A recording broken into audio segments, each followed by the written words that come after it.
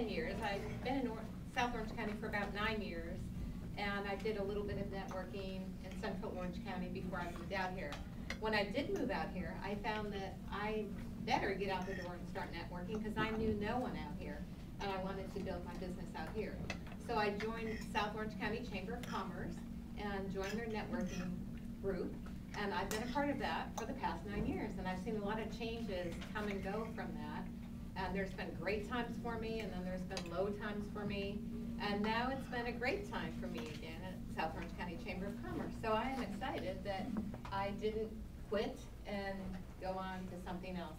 I'm also the president of Energetic Referrals, which is Business Networking International, and that's an exclusive networking organization where there can only be one person per category. So those are some of the type of networking that I do currently. I'm going to be sharing with you today some networking tips that you can use when you're out and about promoting yourself or your business. And I'd like also to say that networking isn't just for businesses.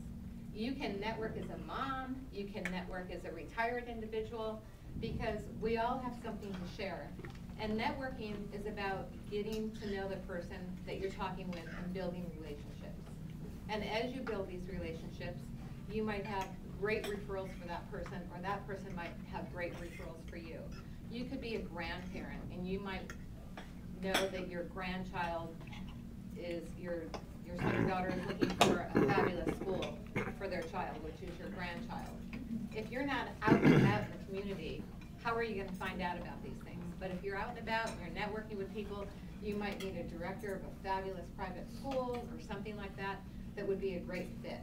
So that's just one example of, even if you don't have a business, that how networking can be effective for you. Napoleon Hill once said, "No individual has sufficient experience, education, native ability, and knowledge to ensure the accumulation of a great fortune without the cooperation of other people.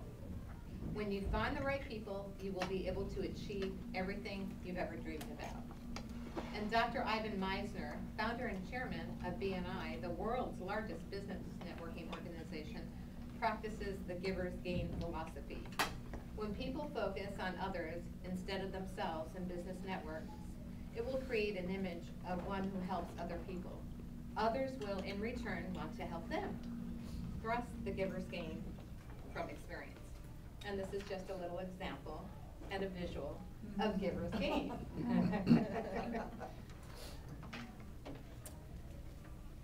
Simple steps in effective networking that come from me, from what I've encountered, is first of all, dress professionally. If you're going to be out there networking for your business, it's imperative that you dress the part. Now, one example that just came to mind, Karen from Neighborhood Car Care, which many of you know if you're a part of South Orange County Chamber, she always comes in her red shirt that says Neighborhood Car Care. Now, sure, she's not dressed like me, a beauty consultant, but she's dressed as she should be for that profession.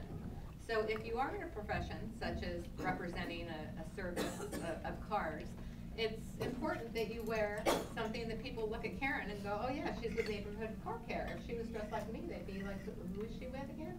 You know, so it's important to dress the part. Myself, as a professional beauty consultant, it's important that I dress professionally so people are attracted to me, and that I wear my makeup and my hair very nice, because if I didn't, what would I be presenting, right? If I didn't have makeup on, they'd be like, oh, really? Is that what you do? And then, like Scott's usually in a suit. He's a financial planner. That's a great example. If he came in his jeans and a t-shirt, people might not take him as seriously. And if they're going to hand over his finances to him, they probably want him to look the part. So that's just a few examples of dressing the part. And I would recommend ladies do wear makeup, whether you're representing an auto repair place or a beauty consultant or whatever. It's important for women to wear makeup and have an on-trend hairdo. So if you haven't got a compliment on your hair in the last few months, you might want to go to your beauty shop or hairstylist, wherever you go, and ask her for an updated hairdo, because that's really important for people to want to do business with people that stay current. Okay, so those are just a few image things that I recommend. And that goes for men too.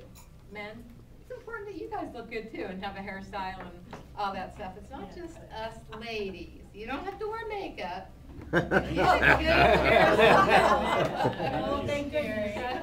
It is important to take care of your skin though, right? Skincare is important for both men and women. Some of us could probably use it now. So when you enter the room, when you enter a room and you're going to be networking, probably second to your image, because the first thing people see is your face, and then they go from the head to the toes, right? So everything else should come in place, including your shoes. But the first thing that you want to do is have confidence. If you enter the room and you're looking down and you go and find the quickest seat and you put your head down and start writing, you're not being very effective networking, correct?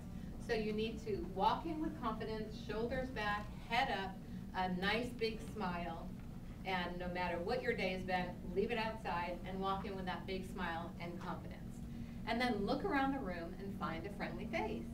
And when you find a friendly face, go over and shake their hand, look in their eyes, introduce yourself, say, I am blah, blah, blah, and you are, and then let them tell you who they are. It's important to wear your name badge on the right-hand side. When you shake someone's hand, you're shaking their right hand always, and your eye goes up to their right-hand side. If it's on the left and you shake their hand, there's a transfer, and it breaks the continuity. So always wear your name badge on the right-hand side. Start asking questions. Start asking questions about the person you're engaging with. Hi, my name's Susie, and you are? Diane. Diane, a pleasure to meet you. Diane, tell me a little bit about what you do. Yes, I'd love to talk about what I do. And so you ask that person to tell you what they do. And let them talk for a little bit. Some of them can get real chatty, especially if it's their first time there, and then they want to like cling to you, and you do want to get around the room. So let them talk a little bit, and then you can say something like, well, Diane, let me tell you real quick about what I do. And then you, about 30-second plug about what you do. That's it. How about if we exchange cards and maybe we can meet up for coffee? Okay, if you make a connection with that person, call them a day or two later, let them know it was nice to meet them, and offer to take them out to coffee, okay? What you don't want to do is, hi, I'm Susie Stoyanovsky. I'm a senior sales director with Mary Kay. Have you ever had a Mary Kay facial before? I'd love to meet with you. She's like, ah! And I'm sure all of you have met people like that at a networking event where they like scare the heck out of you. Like you're like, oh my gosh, don't want to get next to that person. So ask a lot of questions about the person that you're interacting with. And Stephanie Ward has a principle called the ED principle. Instead of trying to be interesting, focus on the interested. Focus on the ED with the person that you're talking with instead of the ING about you. Thank you for the time.